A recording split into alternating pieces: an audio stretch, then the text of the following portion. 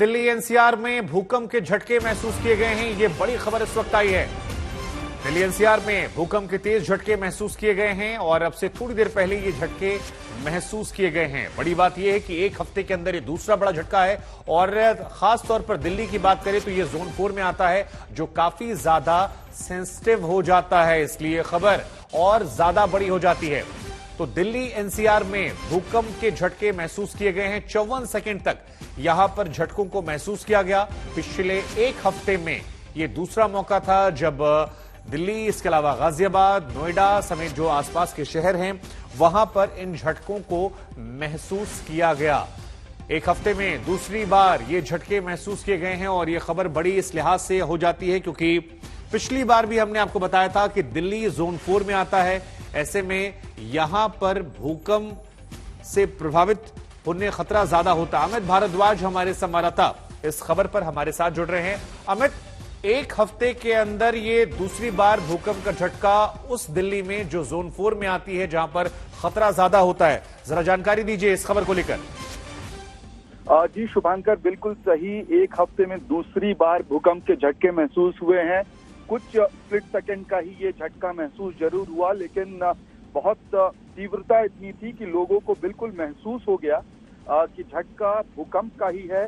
और ध्यान रखिए कि क्योंकि पिछले हफ्ते, इसी हफ्ते में दूसरी दफे हो रहा है, तो लोग पहले से ही अलर्ट मोड में हैं और एक बार फिर से वही स्थिति, तो कहीं ना कहीं एक डर बन रहा है। शुभांकर, हम आपको बता दें कि सिर्फ दिल्ली में ही नहीं, उत्तराखंड में भी, उत्तराखंड के अलग अलग जिलों में भूकंप के झटके महसूस हुए हैं। न्यू टेहरी में, चमोली में, इन तमाम इलाकों में भूकंप के झटके महसूस हुए थे। और पिछली दफे हमें ध्यान हो कि नेपाल में इसका एपिसेंटर था भूकंप का और उसका असर उत्तराखंड से लेकर दिल्ली तक देखने को मिला था। और रातों रात पूरा देश एक तरह से, नदन पार्ट देश का कम से कम दहल गया था, अलर्ट मोड में आ गया था।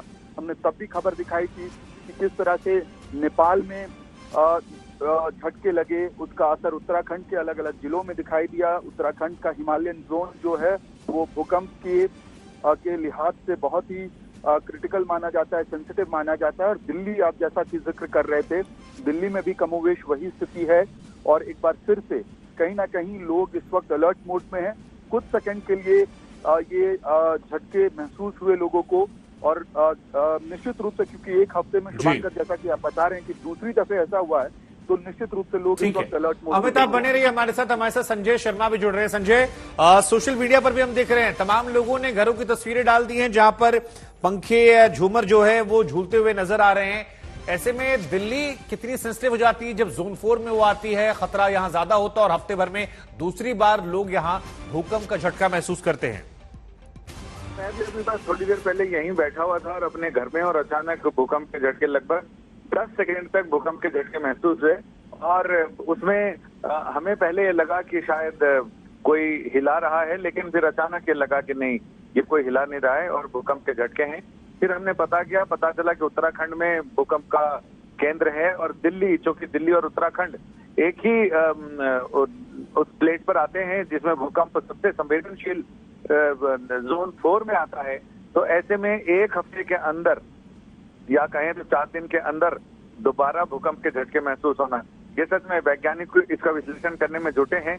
आखिर इसके मतलब क्या हो सकते हैं?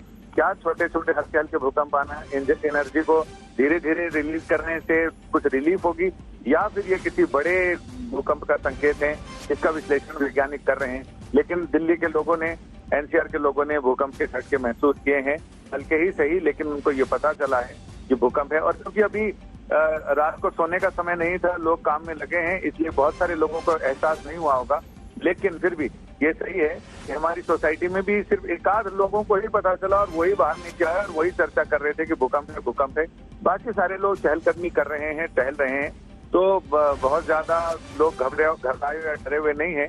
लेकिन हाँ, जिन लोगों को महसूस हुआ है वो सारे लोग जरूर लोगों से एक्सपीरियंस शेयर कर रहे हैं। जी संजय, एक बार जरा आज तक के दर्शकों को बता दीजिए कि ये जोन 4 जो है, जिसका जिक्र पहले भी हमने किया था, पिछली बार जो झटके आए थे, इस बार भी कर रहे हैं, ये दिल्ली को कितना सेंसिटिव बनाता है? दिल्ली में वैज्ञानिकों का, भूवैज्ञानिकों का कहना है कि पूर्वी दिल्ली और गाजियाबाद, नोएडा, ये सारे यमुना के कछार पर बसे हैं, लिहाजा यहाँ पर भूकंप का खतरा ज्यादा है। जमीन भुरभुरी है, मिट्टी भुरभुरी है, इसलिए यहाँ पर खतरा ज्यादा है। और बाकी दिल्ली का इलाका जो अरावली की तलहट में बसा है, अरावली की कहिए तो एक तरह से द एंड होता है दिल्ली में, पूंछ है अरावली के यहाँ पर।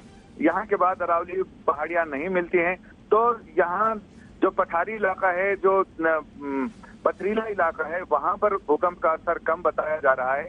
और वहां पर अगर बड़ा भूकंप आता भी है, कोई ऐसी प्राकृतिक आपदा आती है, तो वहां के लोगों का नुकसान कम होगा, जमुना पार का नुकसान। और इधर दिल्ली एनसीआर में अगर इधर पूर्वी इलाके की बात करें, जो यमुना और बाकी नदियों के उस पर बसा हुआ है बाढ़ क्षेत्र पर, या कहें तो उनके जल संचयन क्षेत्र पर, तो उन पे ज्यादा खतरा है और वो ज्यादा संवेदनशील माना जाता है।